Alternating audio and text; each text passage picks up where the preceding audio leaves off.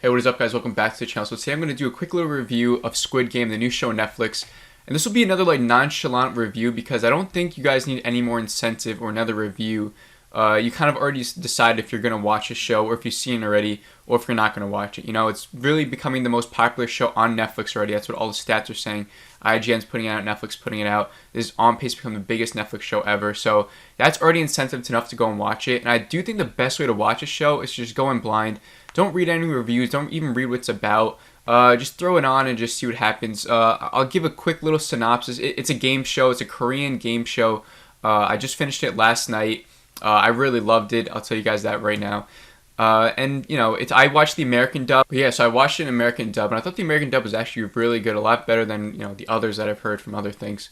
So I really enjoyed that. But just to give you guys a quick little things of what I liked about the show. I think the story was unique. We've seen a couple of game show things like this, but I think this sort of differentiated itself with a couple of things. There's a lot more questions we have to answer, like who's behind all this. I love how you can't really trust anyone. Like you don't know who's gonna live in this next game, who's gonna die in this next game, who could stab you in the back.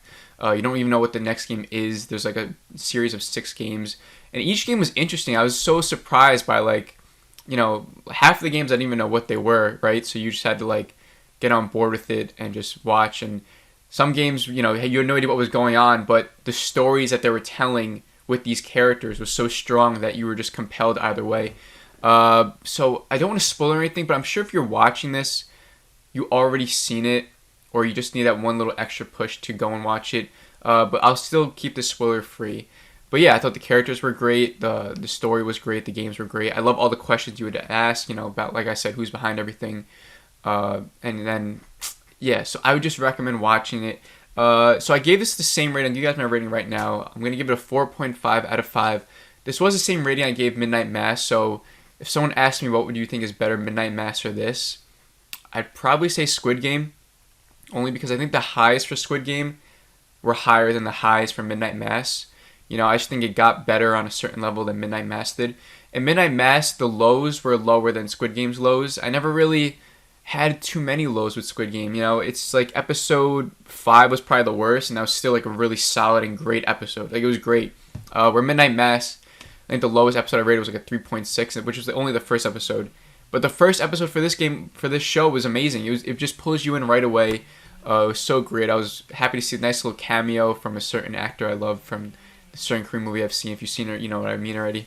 I also thought the visuals were really great. Just the way the show looks and the way they set up these games and the production design was just really cool how everything looked, and I just really enjoyed that. So yeah, I think that's all I really have to say about Squid Game without going into spoilers. I would love to have a whole spoiler talk, but I don't know how popular that would be. I don't really know what else I would say. There's a couple of theories out there that I've seen that are really interesting, really cool. I'd love to discuss about that.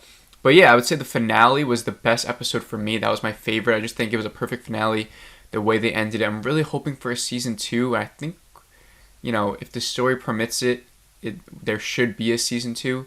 Hopefully they have a good story set up, and it looks like they already might have one. So I'm really excited about that. But let me know what you guys thought of the show down below. If you've seen it already, just give me your thoughts. If you enjoyed it, if you didn't really like it, if it's not really your thing, because I don't think this will be everyone's thing. But as you can see how popular it is, it's going to be a lot of people's thing, which I'm just really happy to see that there's this Korean content making its way into mainstream American audiences and all around the world. So it's just really great to see. But like always, please make sure to like the video.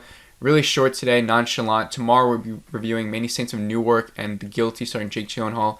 And hopefully we'll have a Venom 2 review out on Saturday. So please make sure to subscribe if you're looking forward to that. And like always, thank you for watching, and I'll see you in the next video.